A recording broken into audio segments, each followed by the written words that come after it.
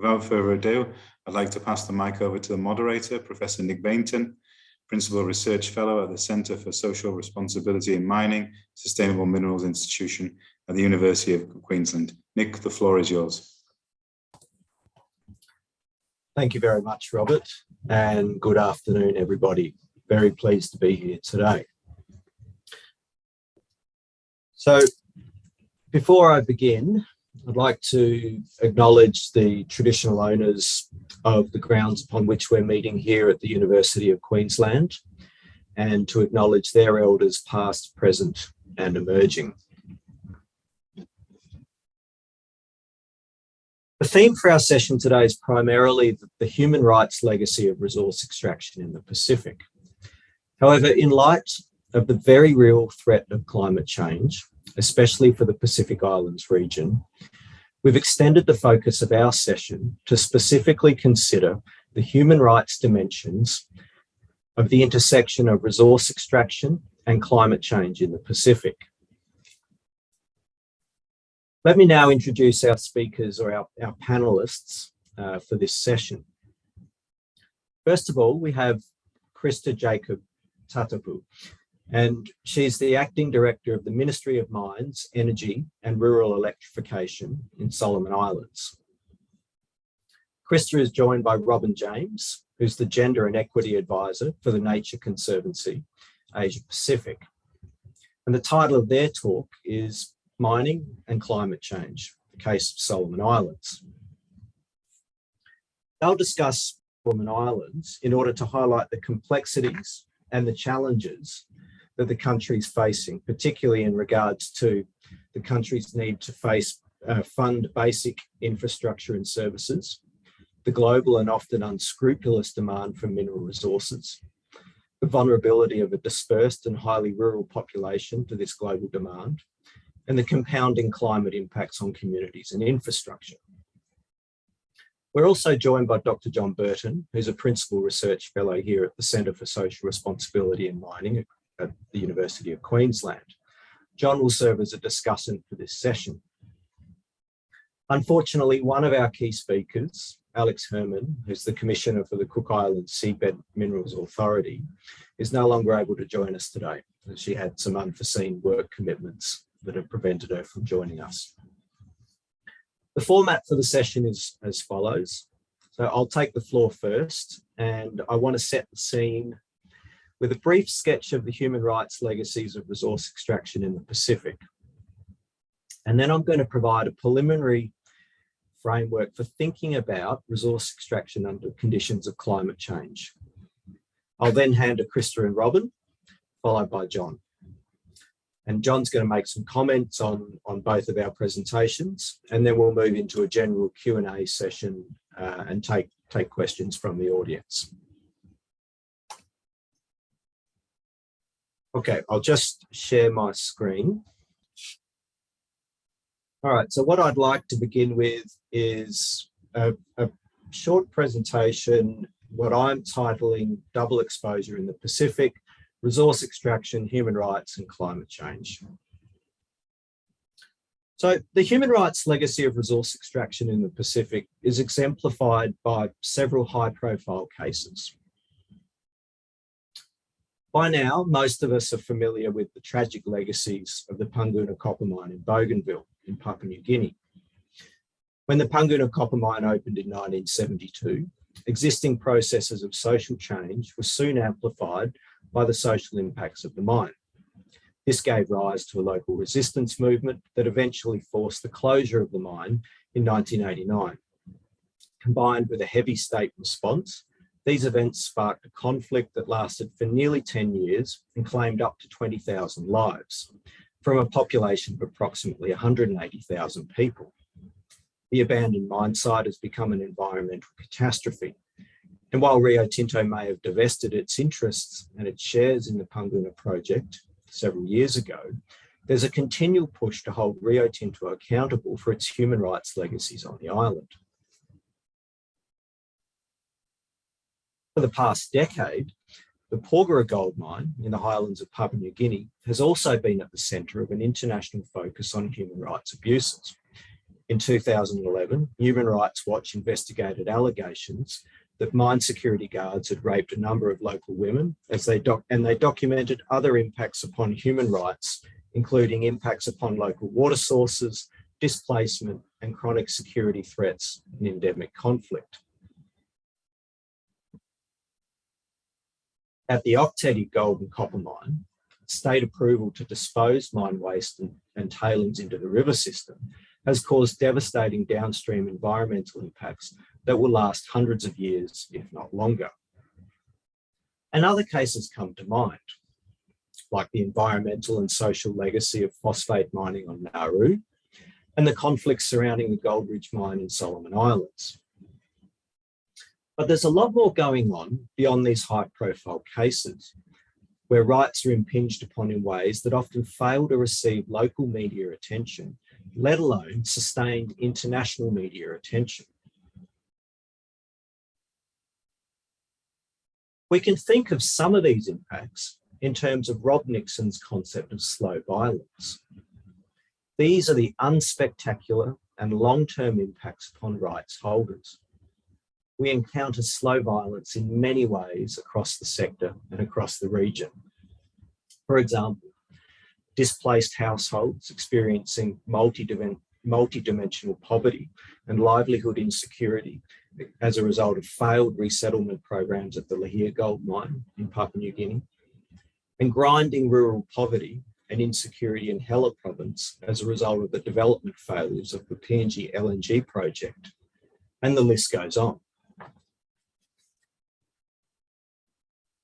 One example of slow violence is the dilemma of mine closure. Whatever impacts, issues, risks, and pressures are built up during the life of an operation, we can expect these pressures to be even more acute at the point of mine closure and to persist well into the post-mining future.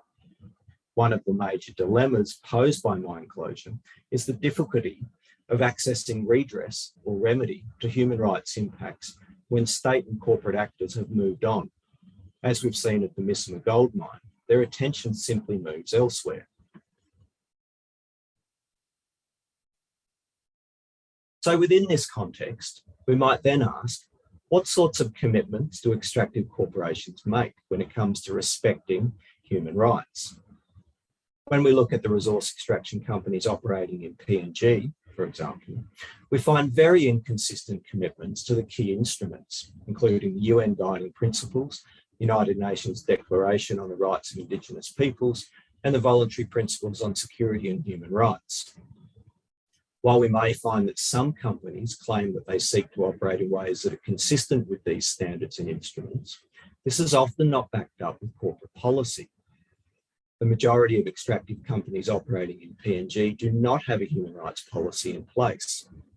The consequences of this policy gap are numerous. Importantly, this often means that companies do not undertake the sort of rigorous due diligence that's required to actively understand how their operations can impinge upon the interests of rights bearers. This is a minimum requirement under the Protect, Respect and Remedy framework. Corporations are expected to undertake due diligence and to make the results public. They must know and show.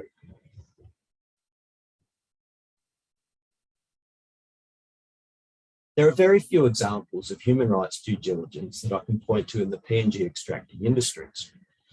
This gap exists for currently operating projects that have failed to adequately assess the human rights risks for their operations, and it also persists with new and proposed projects where the baseline studies and the social impact assessment process does not incorporate a human rights impact assessment. While there has been a lot of attention on the human rights abuses that have occurred at the Porgera mine, these assessments are all post hoc. They've all occurred in the wake of major claims and international attention after impacts are already entrenched. One of the only publicly available human rights impact assessments for a proposed project is the work done by the Danish Institute for Human Rights in collaboration with my centre at UQ to assess the gender security and conflict risks for the proposed Papua LNG project. These findings were unsurprising.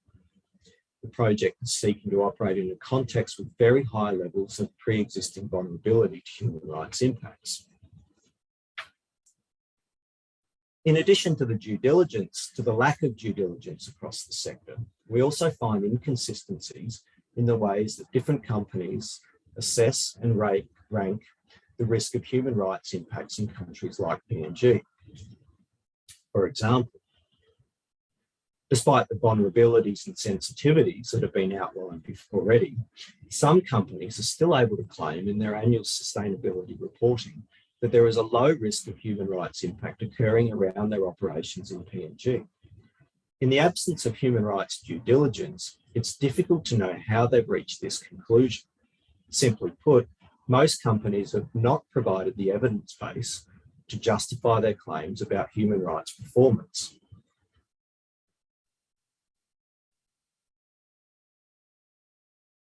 Returning to the protect, respect and remedy framework, we must also ask, where is the state in all of this? States have the obligation to protect human rights of their citizens. However, one of the things that consistently characterises resource extraction settings is the absence of the state. Or to be more precise, the state and its administrative functions tend to be more present for some actors, like multinational corporations, and facilitating their interests, and painfully absent for others, like local mine-affected communities. We find that the state is habitually failing to uphold its obligations to its most vulnerable citizens around resource extraction projects. And this is a theme that myself and my colleagues explored in a recent publication that's available for free download off the ANU Press, and looks at cases in the Pacific precisely of this nature. So it's against this backdrop that we now come to the intersection of resource extraction and climate change. I've been thinking about this phenomenon with the aid of a book called Environmental Change and Globalisation, Double Exposures. Double exposure refers to the fact that certain regions, sectors, ecosystems and social groups, like those found in the Pacific, will be simultaneously confronted by the consequences of climate change and economic globalisation. We can consider large-scale resource extraction as an aspect of economic globalisation, the extension of extractive capitalism. Increased demand for critical minerals and metals to build clean energy systems is both a consequence and a driver of climate change and economic globalisation. By considering the joint impacts of these two processes, new sets of winners and losers emerge. So let me now try and illustrate this with a basic schematic for the Pacific region. So at the most basic level, we know that extractive capitalism and globalisation has been a driving cause, a major factor in the emergence of climate change. And together, these twin processes have led to a very specific form of double exposure in the Pacific. The Pacific's now experiencing the effects of global climate change. These effects have now been well documented. Globalisation, especially in the form of extractive capitalism, has also brought very localised impacts, as I've just discussed.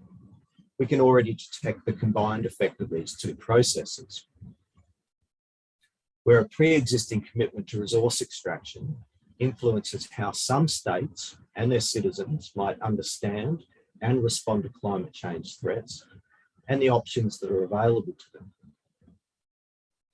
There's a lot of talk about solutions to climate change, and as we've seen at COP26 this month, there's an emerging consensus around the need for a global energy transition, to transition away from fossil fuels in order to urgently address climate change impacts.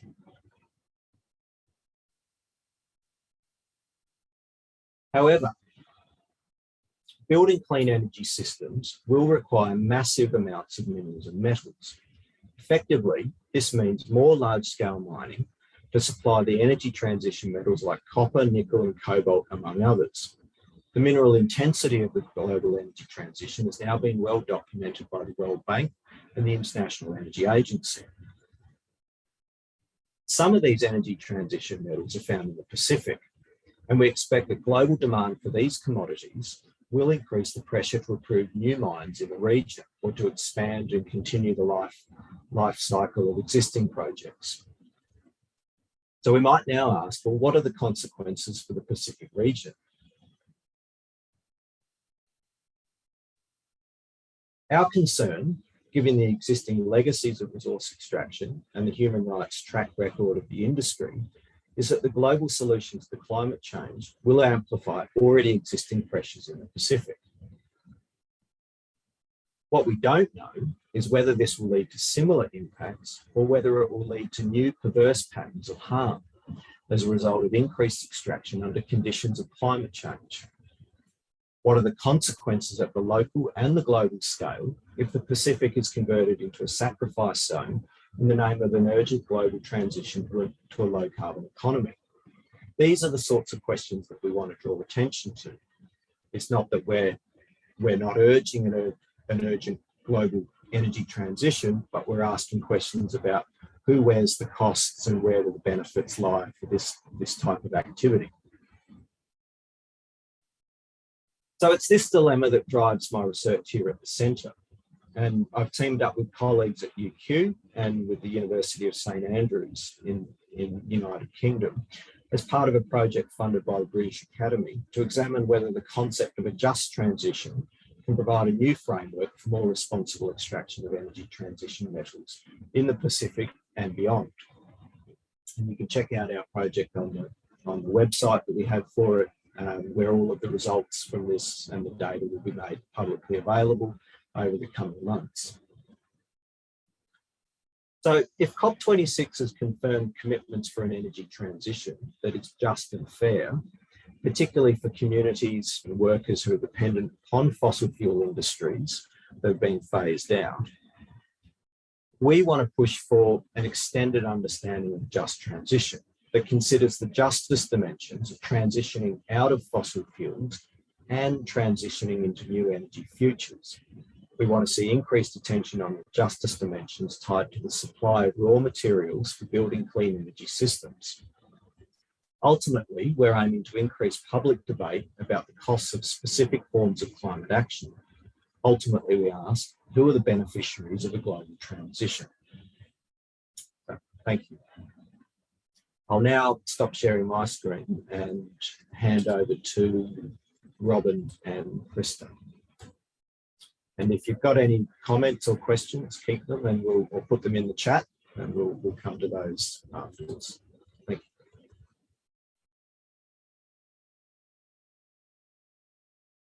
you. Hi, thanks Nick for that super enlightening presentation, and thank you to the organisers of this forum today. Krista and I are going to talk a bit more about the points that Nick raised, and in particular highlighted one particular country in the Pacific, and that's the Solomon Islands, to dig a bit deeper into some of these issues. My name is Robyn James. I work for an environmental non-government organisation called the Nature Conservancy, and I'm the Gender and Equity Advisor for the Asia Pacific region. So we work across countries, 12 or more countries across the Asia Pacific. I've been particularly working in Solomon Islands and Papua New Guinea for over 11 years now, and I've had the privilege of working really closely for at least 10 or so years with Krista Jacob Tatapu, who's going to co-present with me.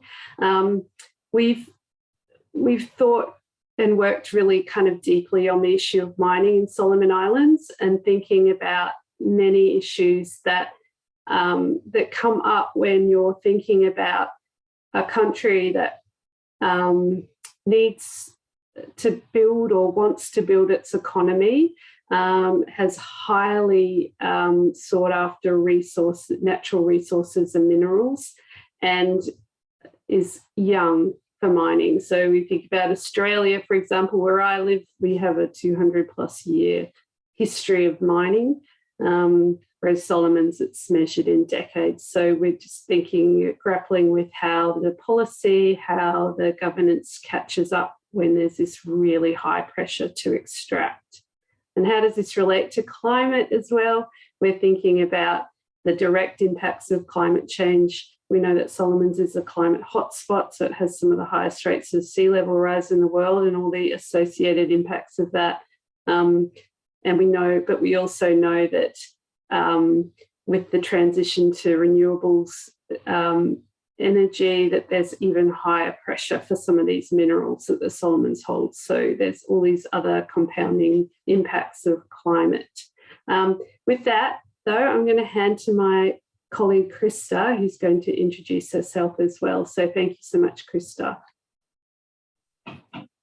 Thanks, Robyn. Hi, everyone. My name is Krista. I work for the Solomon Islands government, and I have been there for the last 15 years. In all my years of work, I have witnessed how the mining sector or industry has changed from predominantly prospecting, including small-scale artisanal, or I should say just like panning, to more serious extraction of aggregates for building materials and recently bauxite. At the moment, more companies are interested to obtain mineral rights by further prospecting to go into mining. Now, my interests lie mostly in research, especially on biogeochemical processes occurring in tailing storage facilities. And I'm also interested in the impacts of mining on local food production and mined land rehabilitation. Most recently, these interests have been set aside as my interests have now turned to involve management of the mining industry to ensure extracted mineral resources provides benefits to people and country while keeping environmental or detrimental impacts on the environment to a minimum. But that's if this is doable. So that's a little bit about me from this end. Thanks, Robyn. Thanks, Krista. I love sharing the stage with Krista because she's just got such a wealth of knowledge and experience on this issue. So with that, I will highlight, just wanted to give a sense to everybody of where we're talking about. So Krista and I included a map here just so, and we'll keep referring to this map as we talk about some examples of this issue, this thorny issue around climate and mining and extractives and human rights. So this is where we are, just north of Australia and east of Papua New Guinea as part of Melanesia. So we'll keep referring to this map as we go along. And we wanted to give a little bit of context about the Solomon Islands, just so that we can centre ourselves and think about when we're talking about the issue of mining, what the basic context is. So I'm going to hand to Krista to give a bit more information about the Solomon Islands. Thanks, Krista. Thank you, Robyn. So a brief overview of the Solomon Islands. We are, as Robyn mentioned earlier, we are an archipelagic island country in the Southwest Pacific, and we consist of 997 islands with a total land area of 2,840 kilometers square, spread over 1.34 million kilometers square of ocean. Our population is just a little over 700,000, 721,458 to be exact, and it's fast growing and dispersed across 90 inhabitant islands. More than 80% of our population is rural, so it's subsistence based. And I should mention here, as you can also see on the map, that the distances between our islands is significant, and therefore the lack of transport communication tends to limit the government's outreach into all of these islands. Now, with respect to the national economic context, we have a low GDP of USD more than 2,000 per person per annum. And the incidence of poverty remains high, where estimated 25.1% of Solomon Islanders live below global extreme poverty line, and economic opportunity is unevenly distributed. Our economic activity in formal sector is narrowly based and concentrated on one of the main islands, which is Guadalcanal. So plantation, logging, and fisheries based were our commercial activities since 1978 when we gained independence. However, since then, there has been no structural change observed in economy. Our income is mainly from export of raw materials with no value added, I may state. Our economy is vulnerable to external shocks, due to our dependence on imports of critical commodities and fuel, and combined with the volatility in prices of export commodities. And revenues generated is basically at the moment through logging, which is our main export. And I may add here that this is expected to decline in the near future. The government, the people, we depend on these resources for survival. And if I can add here as well, our land is mainly customarily held by tribes and clans. On top of this, as you can see on the slide, we have a high corruption index of 78 out of 180, and it's making it hard to do business. And in this respect, mining attracts different types of investors. As you can appreciate that we were heavily into logging, and since that has declined in the recent times, we've had logging companies who are now applying for mining. Our recent GDP growth is some 3.5%, and domestic revenue mobilization is skewed towards trade taxes. Thus, it limits the scope to shift the tax burden towards personal and business taxes. And we also rely heavily on external support. Our government is in need of funds for health, education, transport, etc. And thus, in its policies, it tries to ensure that investment is forthcoming so that the country can benefit economically. However, events leading to volatile security situation attracts only small investors. Robyn, maybe you can further add on to what I've shared. Thanks, Krista. I think you've raised some really important points to think about when we're thinking around the extractive context and also climate. The fact that it attracts the resources sector is attracting a different type of investor to some of the other countries, and that can make it really difficult to monitor and ensure that a mineral sector is in any way equitable. And also this drive for resources, which is really tricky, especially in a country where the population is 80% rural and highly dispersed. It makes it really difficult to think about how communities are adequately informed and have real free, prior and informed consent before some of these projects go ahead. So thank you, Krista. We'll just sort of overlay the context of climate change as well. So as I said earlier, climate change is already impacting Solomons as with every country in the Pacific.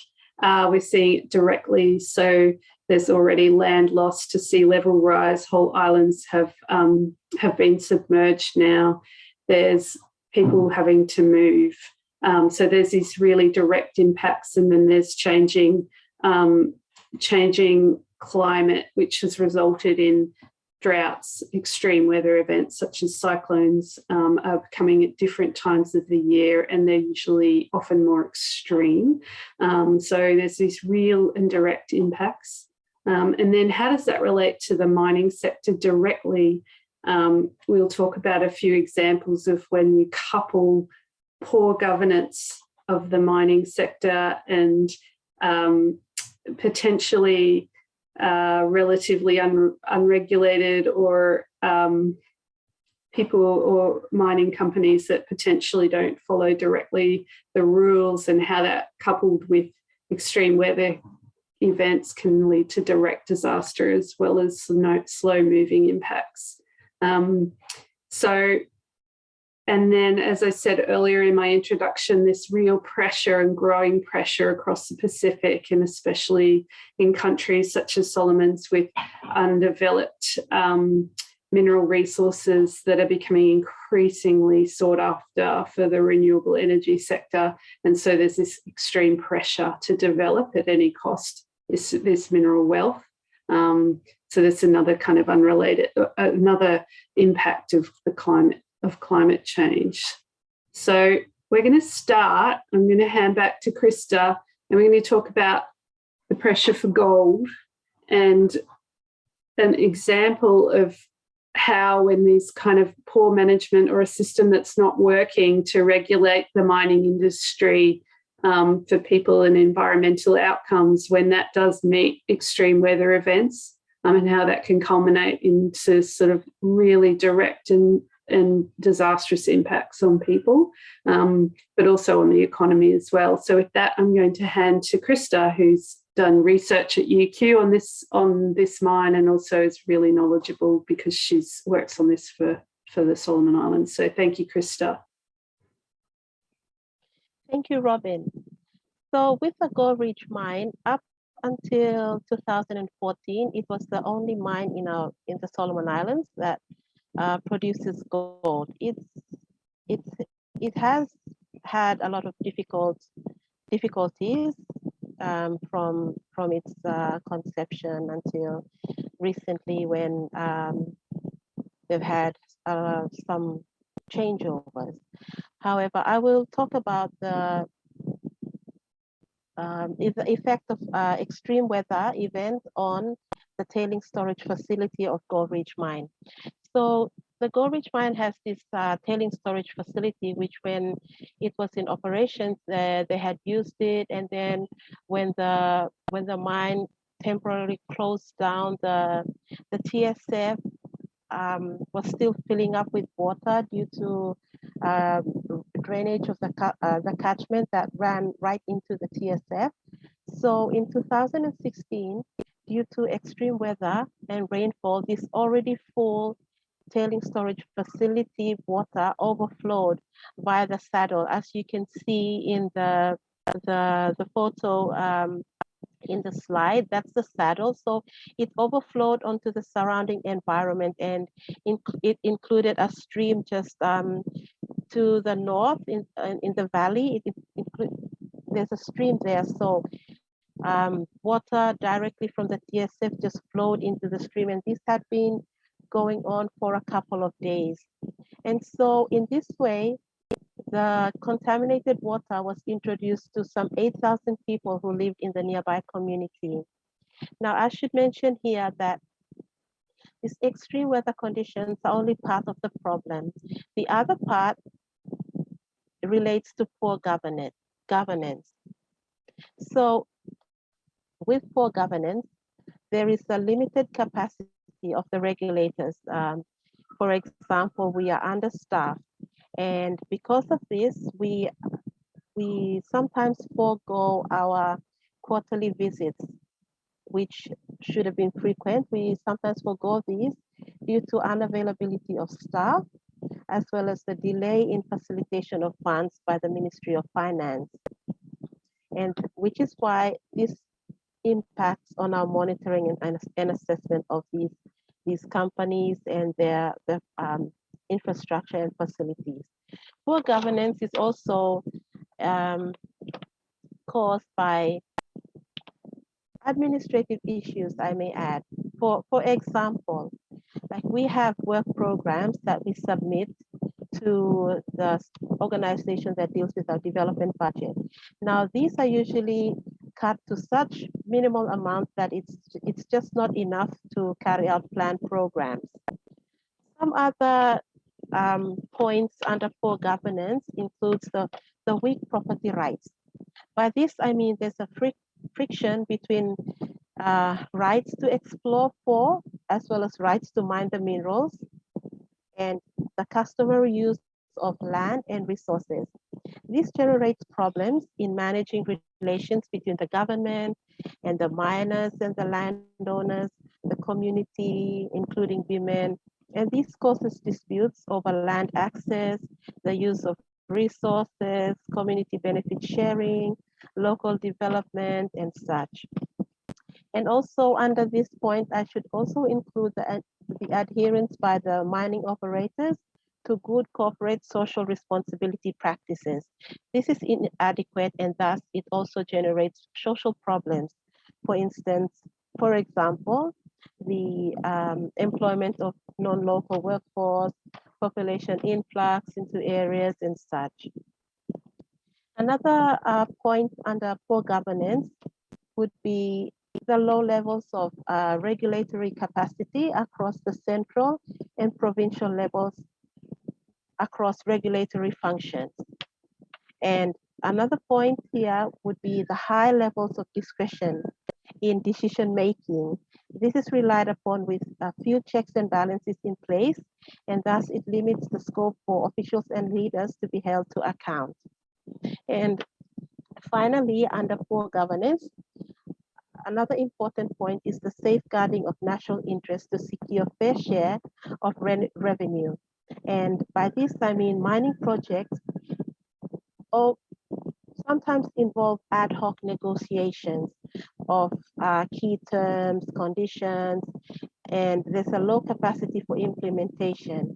And thus, these asymmetries in access to information and negotiation skills, they kind of disadvantage the government through royalties and taxes and other economic benefits that are waived. For example, the export duty on bauxite, as we've recently seen on Rennell Island. So these are some of the points that exist with regards to poor governance, and coupled with extreme climate, extreme weather events, it leads to these kinds of disasters that we've recently noticed on Gore Ridge, and further Robyn would allude to this one on Rennell as well. Thank you, Robyn. Thanks, Krista. Fabulous summary of all these issues, and we wanted to highlight that the Goldridge example was on Guadalcanal above Honiara, so very much in easy access for media, for government, for regulators, and but just to sort of highlight that these issues are even harder to think about when we are looking at even more remote parts of Solomon Islands. So we look at this example here that Krista alluded to beside the World Heritage Site on Rennell, where you see on the map south of the main island of Guadalcanal. And we're seeing this is direct extraction of bauxite on flat bottom barges. So as Krista mentioned, it's very difficult for the country to gain any kind of monetary benefits from this type of mining, particularly when there's no tax being paid. So sort of the countries such as Solomon's are wearing the cost without any benefit. And then once again, that poor management and an extreme weather event in 2019, a cyclone, and one of these barges hit the reef for the World Heritage Site, and it's destroyed over 10,000 square metres of reef, and it's looking like it will take hundreds of thousands of litres of crude oil were released onto the reef, and it will probably take up to 130 years or more for this to recover, if it can recover at all, and the cost is around $50 million at least. So, you know, as Krista mentioned, it's a governance issue, and there's pressure to approve mines for the likes of Krista's department, this incredible pressure without these companies often going through the proper environmental and social impact assessment process, doing different kind of negotiations with different players to avoid being held accountable when things go wrong. So eventually the country and the communities where the cost the complete cost of something like this. Like there hasn't been any recompense for the communities or the government. So So just to give you an example of one small thing that we've been doing is around that access to information. As we talked about earlier, that communities are very dispersed in Solomons. It's really difficult for them to understand what's happening when things are being approved in Solomon Island, in Honiara, in the capital, and they often don't even know that there's a mine about to happen where they're living. So it's really, really important that we try to help communities get access to information. And as Krista said, talked about being super understaffed in her ministry. It's like NGOs such as the one I work for have really had to step up and help communities where we're working have access to information. And this goes right to the very basics of what a mine even is. So we see companies going in and asking people to sign things and understand things when people haven't even been given the basic information to understand what they're signing. So it's really not okay, but also just really working with communities for many years now to develop an awareness package around what a mine is, what the law means, where you have the right to have a say at what parts of the process, when an EIS is not adequate, like how do you voice your objections. So we've been working on this for since 2012 with local people across local community organisations across Solomons, particularly in Choiseul and Isabel, 2 provinces. We have a group of trained facilitators that work across provinces to support communities answer their questions and to have a say in mining, have a more informed say and make this playing field a little bit more equal. And that's culminated, this is an example of a really marginalised community, Wagina. If we look on the map again at the southernmost tip of Choiseul, between Choiseul and Isabel, this community were moved from Kiribati due to drought, in inverted commas, by Great Britain in the 1950s. And now their land, they're on this really small island, and now it's being targeted or being highlighted for bauxite mining. And this community have really, really fought to ensure that the law is enforced in terms of how that development consent has been developed, that it wasn't lawful, and they've actually taken the company to court and won to have that development consent revoked. So I think this is an interesting kind of example of how we can support communities to have access to information, to support them with legal support, and then really try to hold some of these unlawful practices and companies to account. We probably won't go into it too much because I'm really keen for us to get to discussion. So I just wanted to kind of highlight that it's really important.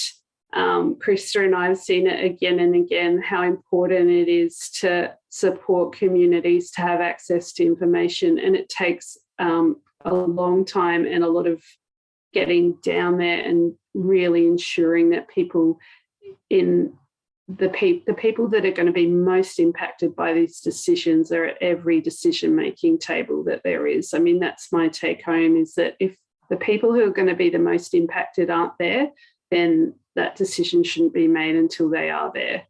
So, Krista, I'm not sure if you would like to say anything before we conclude. I'll hand back to you. Thanks, Krista. And then we'll go to John.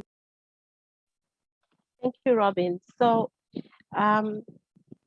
as a result of a mining forum held, I think, in 2017, there's been some changes. Well, from the outcome of this forum, it was suggested, or highly suggested, that the Mines and Minerals Act and the Mines and Minerals Regulations, which are outdated, they're from 1990 and 1996, they should be amended.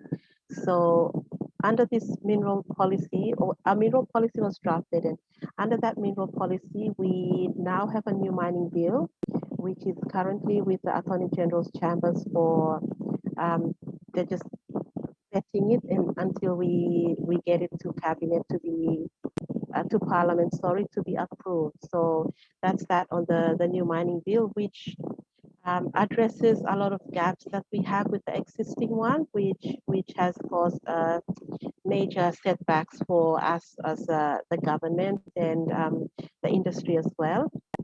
And in addition, there's been recently a redirection policy suggested by the current government of the day, and this is a policy to stop direct shipment of ore such as bauxite and nickel, and to have it processed in country rather than shipping it out overseas. So these are two of activities that we are working on that have come out as a result of the mineral policy, which is a result of the mining forum that happened in 2017. Thanks, Robyn. Thanks, Krista. Yeah, I mean, that's a great example of how that forum, we managed to get people from all the communities impacted to that forum and sign some resolutions around how they would ideally see a policy working, and they were enshrined in the policy. So I think, you know, it gives us a lot of hope that people can influence policy. So yeah, that was. Thank you, Krista, for highlighting that. I'm going to hand back to thank you to everyone. This is one of the community awareness sessions, and you can see how interested people are. Like that, it's a really, people are really hungry for information in the communities. So I will hand back to John and Nick. Thank you very much. Excellent. Thank you very much, Krista and Robyn. That was just so wonderful to have a presentation that illustrates the broader points that I was making, but to really bring that to life with that convergence of climate change, resource extraction and human rights. John, over to you. I'd like to hear your thoughts now. Okay, thank you, Nick, and thank you, Robyn and Krista. Just tell me how much time we have. When does this session end? I think we go for about 5 or 10 minutes, John, and then we'll open up for Q&A. Oh, okay, as long as we've got time after me. Yeah. All right. This has been very interesting all around, and I think the two presentations complement each other in many ways. Nick's run through some of the, well, I mean, a brief survey of the mining landscape and the need, you know, the need for new economy minerals and materials, which is only going to grow. And then we come to the issue of human rights instruments. Now I've got about 4 things to say here.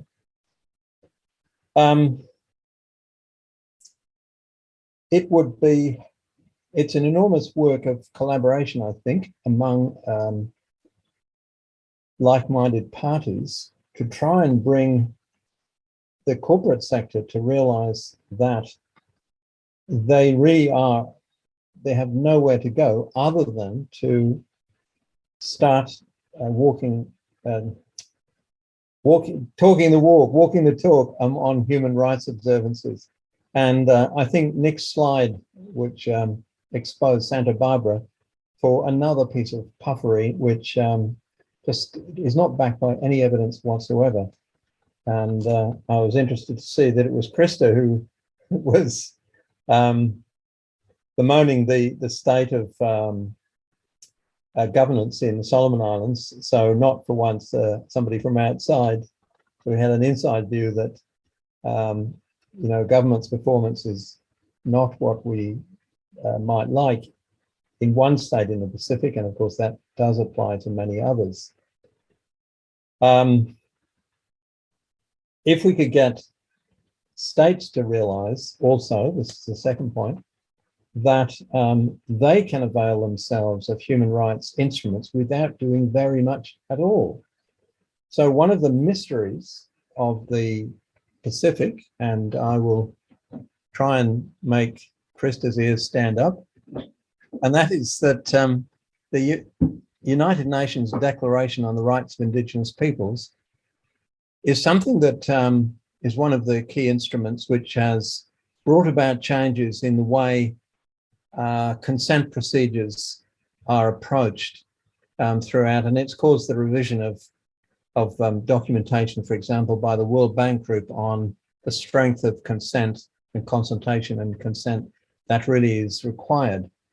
The mystery is why 10 of the Pacific nations, Fiji, Kiribati, I'll list them all, Marshall Islands, Nauru, Palau, Papua New Guinea, Solomon Islands, Tonga, Tuvalu and Vanuatu, all missed the General Assembly, the session at which the United Nations Declaration of the Rights of Indigenous Peoples, UNDRIP, when that session was on in 2007 and when this important human rights instrument, foundational human rights instrument was initially signed. Now it's of course not too late to accede. You can, all states can accede to conventions, declarations and treaties at some point in the future after they have been proposed and ratified. So that is something where I feel, for unexplained reasons, and it may be that the diplomats from those states on instructions from their home government said, no, Indigenous people have nothing to do with us, or when in fact, of course, probably all the constitutions of the independent states in the Pacific have some reference to customary customs, customary ownership of land, or indeed the word Indigenous, as Papua New Guinea's constitution does, in describing the automatic citizens of the country.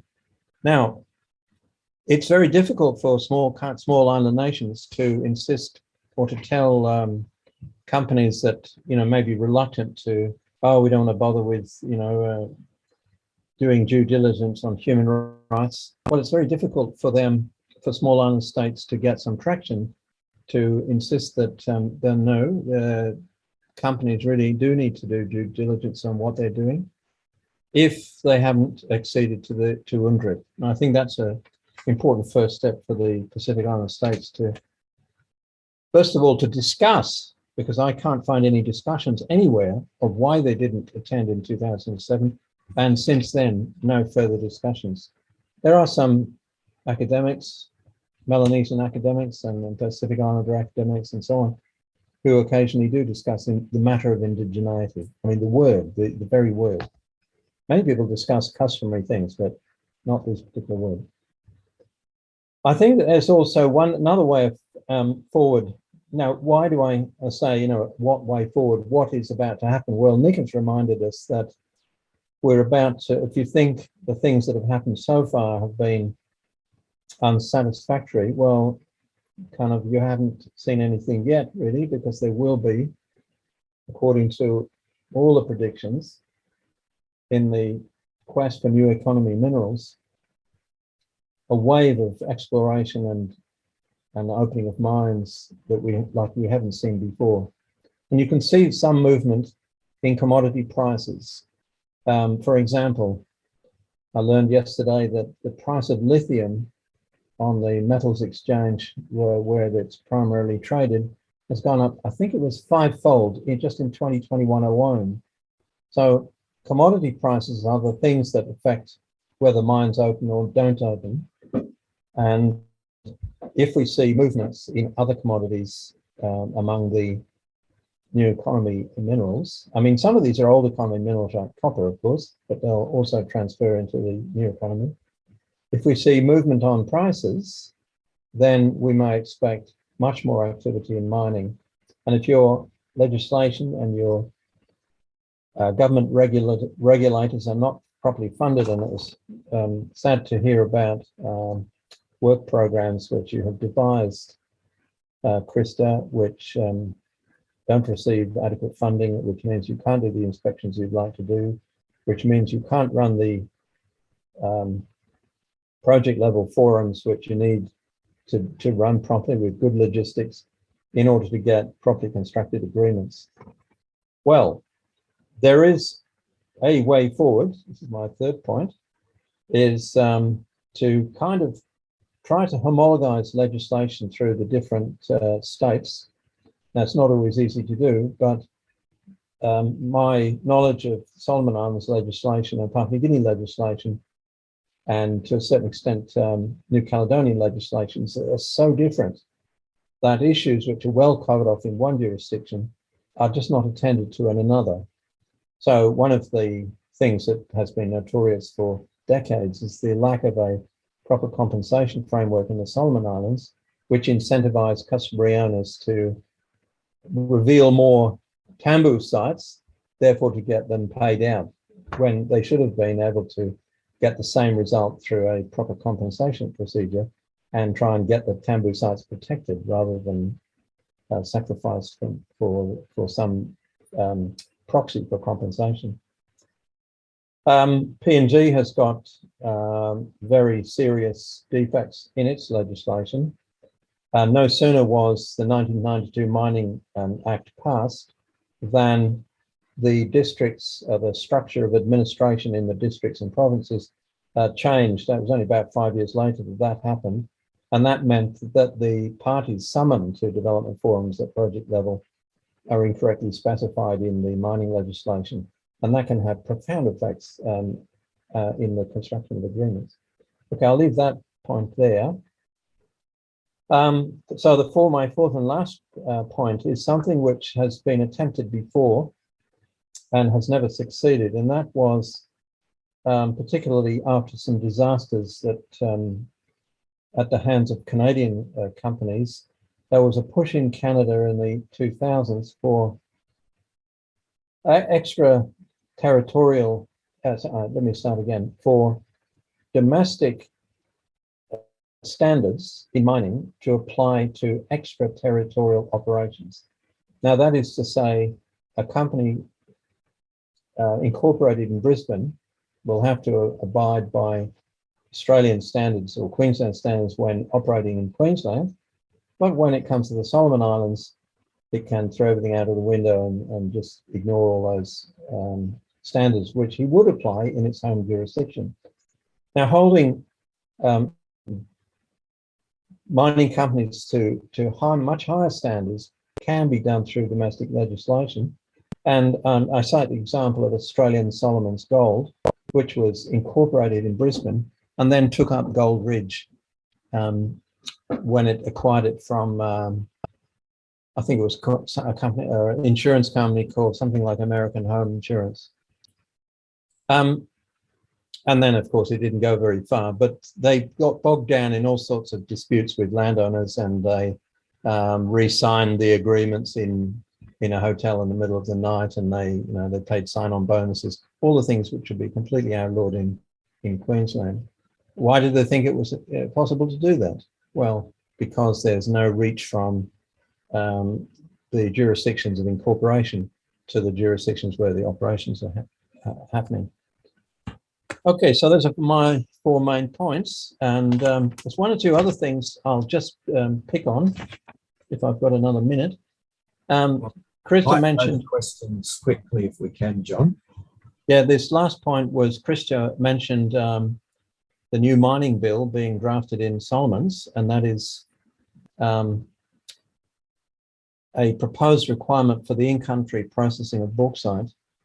Of course, I simply referred to the politics of the refining of nickel in New Caledonia, which even with literally billions of French financing, has got to the stage where onshore processing of nickel is still in the balance economically. So here's another thing of just transition issue, and that is the small size of individual jurisdictions in the Pacific in relation to the economies of things like processing and so on. Okay, that's enough from me. Wonderful, thanks, John. it's very helpful to draw together some of those threads and then just to pull out these 4 very salient points as well that you've landed for us. I'd now like to open up the floor for Q&A for the remainder of the session. I'm going to throw, first of all, to the Vanuatu Hub. I believe there's some questions at that end. I think we've got Andrina Thomas on the line there. So over to you. Thank you very much, Professor Nick. Our question still relates to access to funding. I think our initial question went to the EU in terms of simple people or CSOs finding it difficult to access funding for their human rights work in Vanuatu. Our next question goes to the UN. I mean, how can the UN assist us now that we've had this very excellent workshop and understood more about business and human rights? How can the UN assist Women Against Crime and Corruption, the National Crime Prevention Office, the Vanuatu Widows Association, all other NGOs who are interested in continuing the good voluntary work they do in defending human rights in Vanuatu? So that's our first question. Our second question is, participants from this workshop don't think it is sufficient just to come and learn about human rights, business and human rights. They want to go a step further to lobby for funding. And we want to start doing that locally through the Prime Minister's office or through the Ministry of Justice.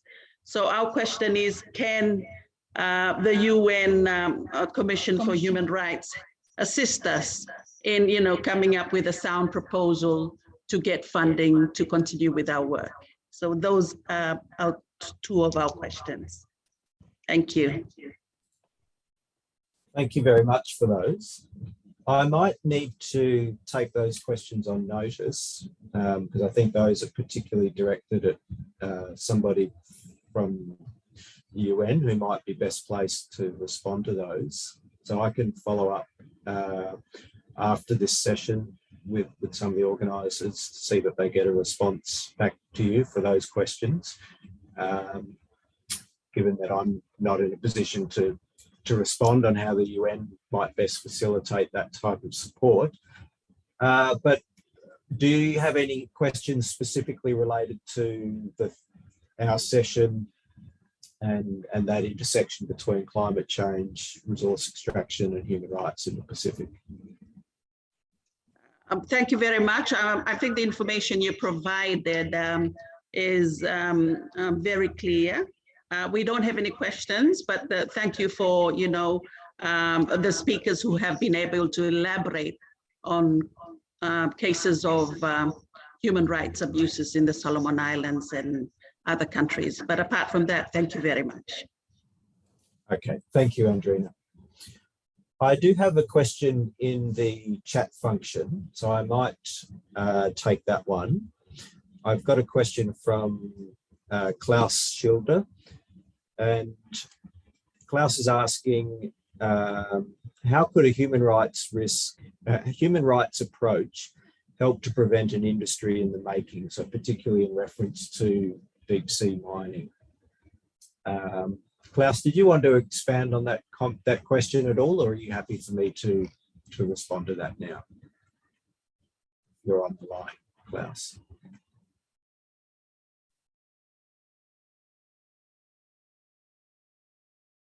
Sorry, are you asking Vanuatu for a response on seabed mining? Is that right?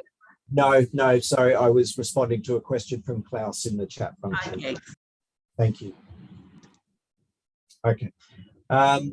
So Klaus, I think, has signaled to me happy for me to respond. So I think the first thing that a just transition approach could offer here is that it draws, at least what we're trying to do is is see how a just transition approach can draw attention to the different justice dimensions of a broader energy transition. So if there's industries that are in the making, like deep sea mining, and we're seeing obviously mounting pressure around that in the Pacific, and it remains an open question as to whether how that industry will look going forward. But what a just transition framework can do is force us to ask, well, what are the different justice dimensions that might accompany that particular set of activities, which is obviously going to be different from what we know about with conventional terrestrial mining, with land-based mining. But it would, by running a justice lens through that activity, or looking at that activity through a justice lens, we would then have to ask, well, who are the different rights holders, and what kinds of rights then might be affected by those activities? Given that ultimately deep sea mining would, to a large extent, be supporting some of those global energy transition initiatives.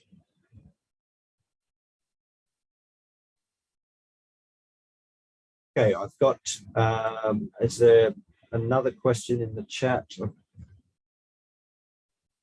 happy to take more questions as they come in.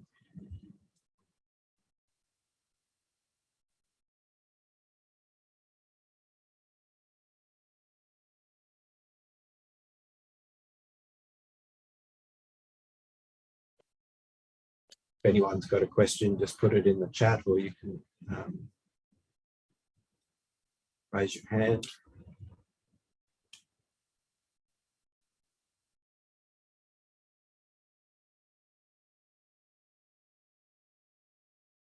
Okay, Krista. Hi, I just, yeah. Sorry, Nick. I just want to make a comment in response to John's comment with regards to the redirection policy on having in-country processing. So at this point of time, it's a policy which we have now engaged de-risk geomining. I believe they're based maybe out of Brisbane or Sydney. So they have been engaged to do a feasibility study on this, if it's even feasible to have an in-country processing site. Thanks. Excellent, thank you. I've got a question that's come up earlier in the chat, one from Patrick Earl, and Patrick's asking, gold mining seems to have significant impacts across the Pacific. Is clean energy transition driving demand for gold? Is there a need for the kind of advocacy on gold mining that targeted the diamond trade, blood diamonds, to drive change? John, do you want to have a go at responding to that? You're on mute, John. Sorry, just clicking away fruitlessly. Yes, I could possibly answer this thing about gold, but only in a default manner, and that is, why is it that most of the mining industry by value in the Pacific is actually gold, which has got nothing to do with the new economy, minerals, and it's purely driven by instability in the world economy, which drives the gold price up. So perhaps that is something we haven't thought about so much, and that is in periods of transition, maybe it is something which brings the gold price up, and therefore we get a lot of gold mining, which is not really a main activity. I mean, if we're going to sacrifice land to gold, wherever it is in Australia or in the Pacific Islands, if we're going to sacrifice land to mining, why not mine things that have actually some utility rather than gold, which is simply a value thing. But the fact is, we probably can't control which commodity is mined. It just goes by value. Yeah, thanks, John. I think that's a really key point there, that whilst gold is not being mined for that same utility as some of these other new economy minerals, the future market instability which some of which we may find as a response to climate impacts. That may in itself drive a greater demand for gold as people turn to gold for financial security. So that's something that we should also be looking at, given the prominence of gold mining throughout the Pacific. A couple more questions. Let me just come down to those. So,